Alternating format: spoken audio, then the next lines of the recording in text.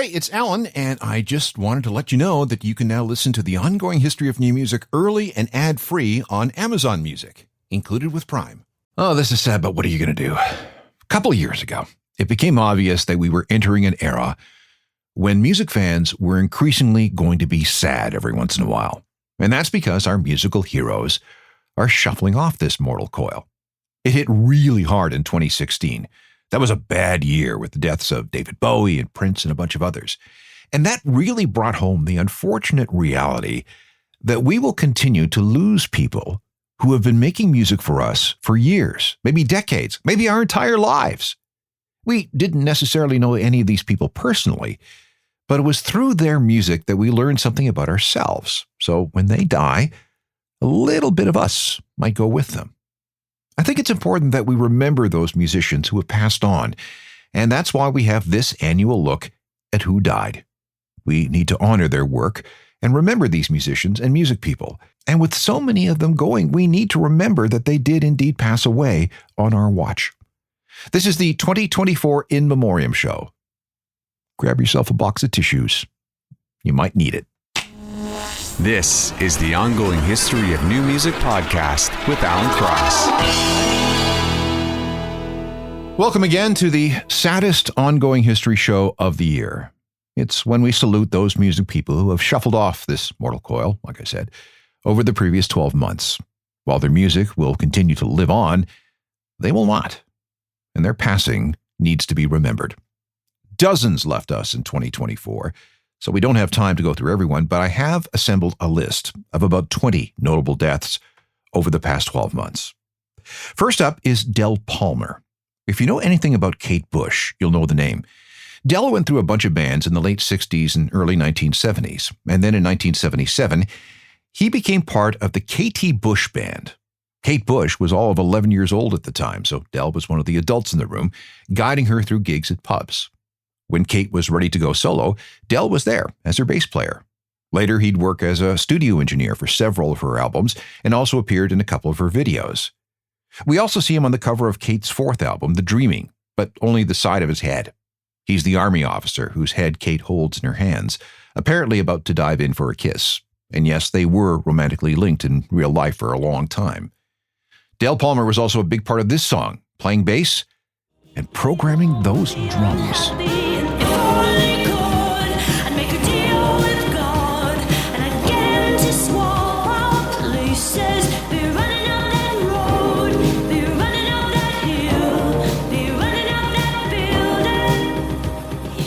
Kate Bush, featuring her longtime bass player, programmer, and engineer Del Palmer. He died at the age of 71 on January 5th, 2024.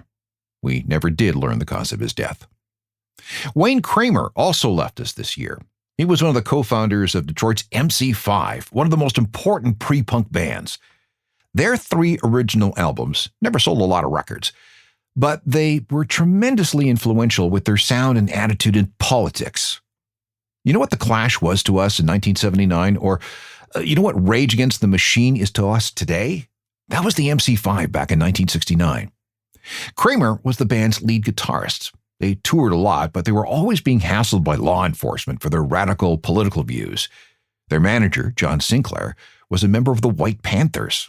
They lost him in 1969 when he was sentenced to almost 10 years for giving 2 joints to an undercover female police officer. The MC5 was done by 1972, and Kramer became a petty criminal. A drug conviction in 1975 sent him to prison for 4 years. When he got out, he went back to playing guitar, in between working as a carpenter and woodworker. Younger bands acknowledged his influence. The Clash name-check him in a song called Jail Guitar Doors. He appeared on stage with Rage Against the Machine and Coheed and Cambria. He also worked with the Prisoners Charity alongside Tom Morello, Billy Bragg, Perry Farrell, and Jerry Cantrell of Alice in Chains. Other gigs featured Wayne playing with members of Soundgarden, Faith No More, and Fugazi. There was even an appearance on an Alice Cooper record. He also produced records for other people and provided music for film. You know the Will Ferrell comedy Talladega Nights, The Ballad of Ricky Bobby? Wayne Kramer. In fact, Farrell was such a fan that he used Wayne for a number of his film projects. Wayne Kramer's last album was an MC5 record released after he died. That was 53 years after the group's debut.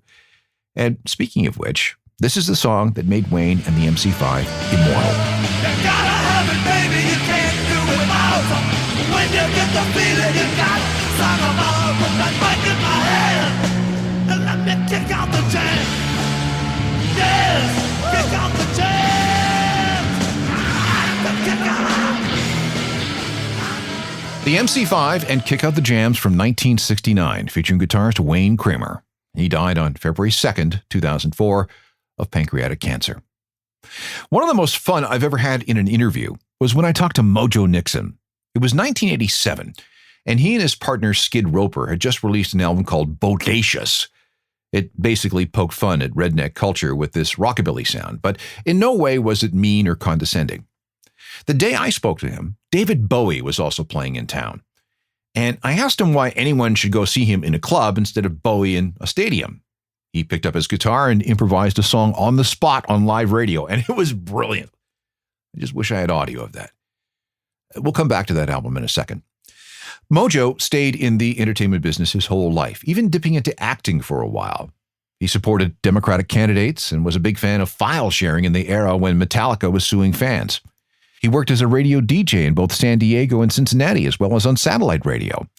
And this could be my favorite bit of trivia about him. In 1998, Mojo Nixon was the honorary captain of the U.S. men's luge team for the Winter Olympics. Here's Mojo's big song. He and Skid Roper were all over the video channels with this one in 1987. Elvis is everywhere. Elvis is everything.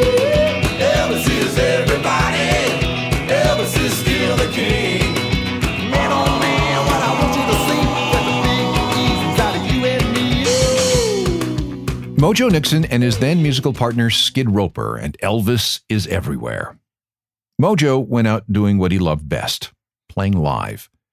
On February 7th, he was working as one of the performers on the Outlaw Country Cruise, and he suffered a major cardiac event of some kind as the ship was docked in San Juan, Puerto Rico. He was 66. Karl Wallinger was one of the great alt-rock songwriters of the 80s and early 90s. He was Welsh and a member of the Waterboys during their golden period. But it was with the band World Party where I thought he really shined. Wallinger put that band together in 1986 as a vehicle for his songwriting. The debut album, entitled Private Revolution, featured some great alt-rock songs that channeled influences of the Beatles, Bob Dylan, the Beach Boys, the Stones, Prince, and Van Morrison. And perhaps the best example, at least as far as I'm concerned, is this song.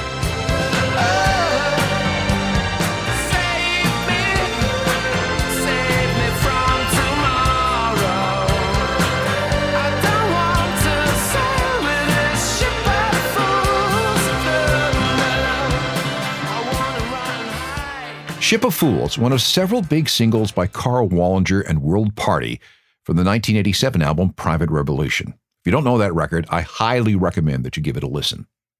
There would be 4 more World Party albums, but in 2001, Karl Wallinger suffered a brain aneurysm and required emergency surgery.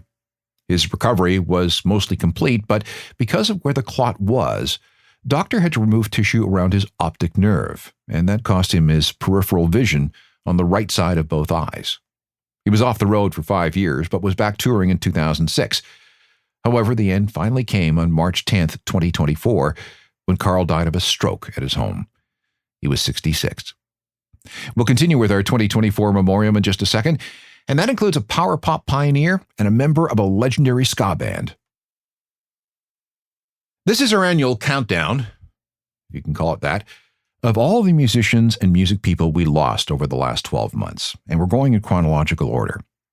Some people will remember Eric Carmen as someone who had some soft rock radio hits in the 70s and 80s, including songs in movies like Footloose and Dirty Dancing. But before that, he was in a groundbreaking band of the power pop sound. They were called the Raspberries. Ask anyone about power pop, and they will talk about the Raspberries. They were formed in Cleveland in 1970. What made them different was their mating of riffy guitars and pop melodies. Their best years were between 1972 and 1974, when they had a gold single with this song. Now, listen very carefully to the punchiness of the mix.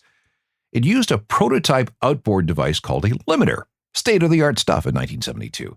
And that gave everything an extra oomph of power. She whispered, I love you, so please go away. It feels so right being with you here tonight. Eric Carmen and the Raspberries from the summer of 1972 with Go All the Way. That was a global hit for them and one of the first examples of what we would later call power pop in the world of alt-rock. Eric continued to record and play live until the end of the 2010s. There were also sporadic reunions of the Raspberries. But the end came for Eric on March 11th, 2024, and the cause of his death was never made public. The very next day, March 12th, 2024, we lost Rusty Wilson, one of the co-founders of Canada's Junk House. He was an ex-bar bouncer who was recruited by Tom Wilson, no relation, to be Junk House's bass player. He was 62 when he was claimed by meningitis. 5 days after that, Steve Harley died.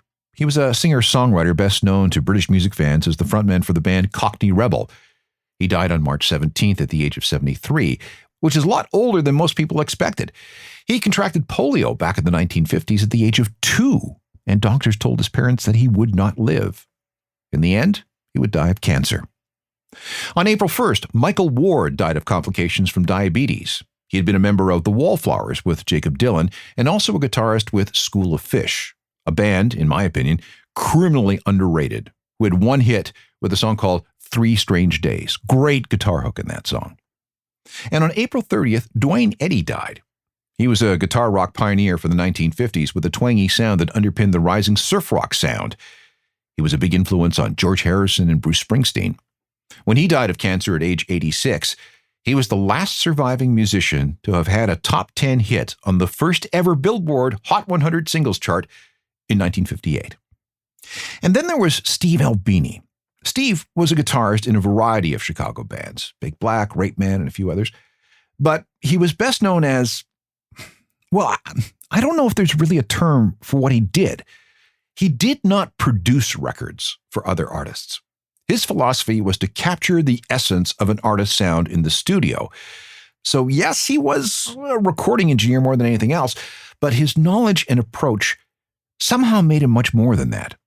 He preferred analog technology. He avoided overdubbing where possible, and he kept outboard effects to the bare minimum. And the results were raw, authentic recordings. Albini worked with the Pixies on their brilliant Surfer Rosa album in 1988. He helped the Breeders find their sound on their Pod album in 1990. He's uncredited with fellow Chicagoans Urge Overkill on Supersonic Storybook. He was with PJ Harvey on her Rid of Me album, another great record. But if there's one album he'll be remembered for, it's Nirvana's follow-up to Nevermind. Steve Albini was a very big part of the sound of In Utero. Hey, wait, I gotta live no pain forever and down to your prices of life. Hey, wait, I gotta live no pain forever and down to your prices. Nirvana and Heart-Shaped Box from In Utero, which was, produced, engineered, whatevered, by Steve Albini. His other clients included a long list of intense indie bands, but also Bush, Veruca Salt, Cheap Trick, the Sadies, Pez, the band that would become Billy Talent, the Stooges, Scott Weiland, Manic Street Preachers, and Canada's Mets. The thing about Steve was that, unlike other producers, he charged a flat rate. Once the album was done, he didn't take any more money from the band in terms of royalties. Like most producers, they take a back end or percentage. He could have made millions from just In Utero, but all he really wanted was, I think, $100,000, and that's it. Steve died of a heart attack at his home on May 7th at the age of 61, and the last record he was part of was the excellent Kim Deal solo record, Nobody Loves You More, which was one of the very best alt-rock albums of 2024. Finally, if you're ever in Chicago, the road where his studio, Electrical Audio, is now called Steve Albini Way. Back in the 1970s, Arthur Gaps Hendrickson was one of the many British kids in and around Coventry, England, to discover Jamaican music through the many immigrants that had settled in the city. He found some like-minded individuals and was a founding member of The Selector when he became one of the vocalists next to frontwoman Pauline Black. He was with the band during their initial rush of fame between 1979 and 1982. Here's the group from 1979 with On My Radio.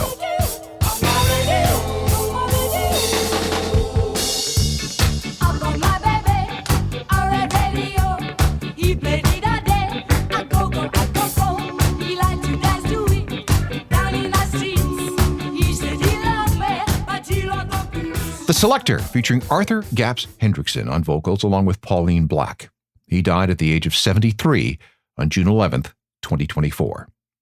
We'll finish off our In Memoriam list for 2024 with some names from metal, the jam band world, and the emo scene of the early 2000s.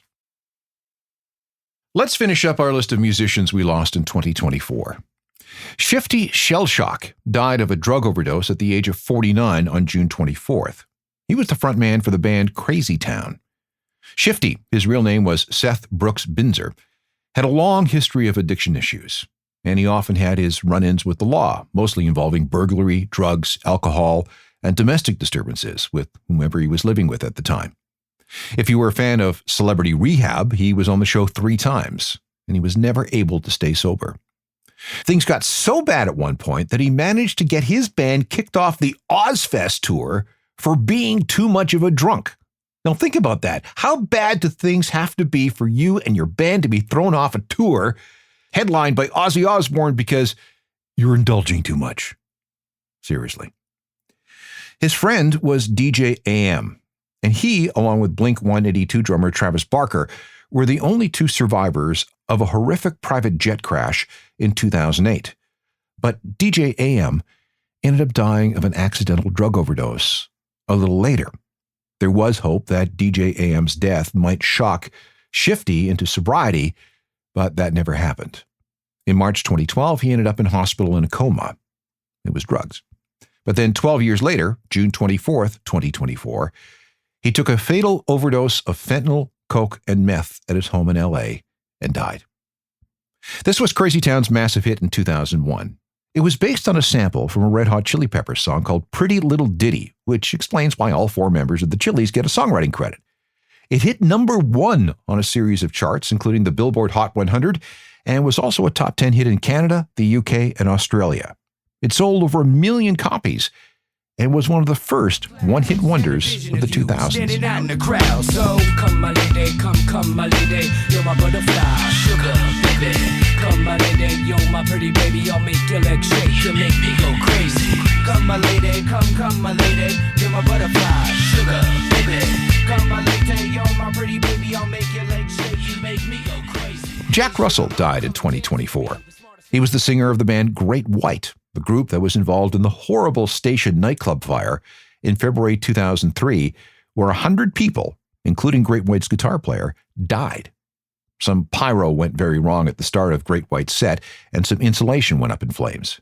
It's an awful story, and I dedicate an episode of my other podcast, Uncharted: Crime and Mayhem in the Music Industry, to that tragedy. Jack eventually went back to playing live, although he had all kinds of health issues. In 2009, a fall in his bathroom resulted in 2 cracked vertebrae and a herniated disc. He battled painkiller addiction and alcoholism. And then on July 17, 2024, he announced that he was retiring from touring because he'd been diagnosed with Lewy body dementia, which is a neurological disease similar to Parkinson's. It's the same thing that killed Casey Kasem and the same condition that prompted Robin Williams to take his own life. A month later, on August 7th, he was dead from complications resulting from the disease. A week later, we heard about the death of Greg Kihn, another power pop guy who released almost 20 albums. He wrote 6 novels and a bunch of short stories. His golden era was in the early 1980s, when the Greg Kihn Band finally hit with a couple of songs that melded power pop with a little bit of new wave. It was enough for some gold singles and a chance to open for the Rolling Stones. Greg later transitioned into a job as a radio DJ in San Jose, California, and for fun, he bred rare praying mantises. The DJ gig lasted until 2018, when he announced his retirement. What we didn't know at the time was that he was suffering from Alzheimer's. It finally caught up to him on August 13th, 2024. He was 75. They just don't ride like that anymore. Living together for 1,000,000 years. Nell Smith died in a car crash on October 5th. She was a 17-year-old who had collaborated with the Flaming Lips. The next day, Johnny Neal of the Allman Brothers Band died of a heart failure. He was 70. On October 21st, Paul Di'Anno, the original lead singer of Iron Maiden, passed away. He'd been in poor health for years and struggled to make ends meet. He kept performing in his bands, sitting in a wheelchair. The cause of his death was a tear in the sac around his heart, which caused everything to stop. He was 66. Grateful Dead fans got a big shock when founding member Phil Lesh died at the age of 84. He was there at the very beginning and was famous for playing a 6-string bass. Phil also had plenty of health challenges. In 1998, he needed a new liver because of a hep C infection. He was diagnosed with prostate cancer in 2006. In 2015, he needed surgery for bladder cancer. And then, in 2019, he was scheduled for surgery for a bad back. We don't know why he died on October 25th, but it's safe to say that his body probably just gave out. We have to mention the great jazz musician and producer Quincy Jones. He was 91 when pancreatic cancer got him on November 3rd. Quincy, of course, was the producer for Michael Jackson's big albums. That very same day, Andy Leek of Dexy's Midnight Runners passed away from complications resulting from Parkinson's. On November 14th, Vic Flick died. You may not know the name, but he's the guy playing that twangy guitar on the legendary James Bond theme. He was 87. It was Alzheimer's. Tel Shammy produced early records for the Kinks and the Who. He had a stroke and died at the age of 87 on November 13th. Will Cullen Hart played for the indie band Olivia Tremor Control. He died of a heart attack at the age of 53 on November 29th. Slim Dunlap, a guitarist with the Replacements, suffered a stroke and died on December 18th. He was 73. And Casey Chaos of the goth band Christian Death died of unknown causes on December 21st. Oh, one more. Bob Breyer played drums for My Chemical Romance for years, starting with the band's second album, 3 Cheers for Sweet Revenge, in 2004. He stayed with the band all the way until their breakup in 2013. And after that, he became a real estate agent and devoted his time to dog rescue charities. My Chemical Romance has a 2025 reunion tour planned. Stadiums. But Bob will not be with them. He was last seen alive on November the 4th, and he was found dead in his Tennessee home on November 26th, apparently having died 2 days earlier. That's what the coroner said anyway, and no cause of death was ever released. Here's Bob from My Chemical Romance with their big 2006 album, The Black Parade.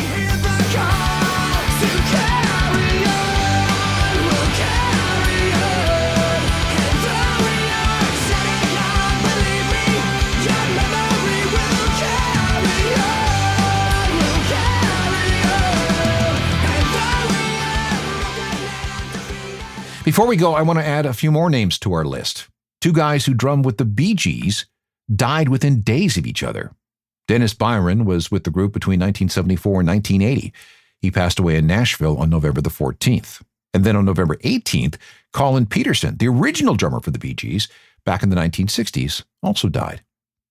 Aston Barrett was a former bass player for Bob Marley and the Wailers. His nickname was Family Man because he had 41 children.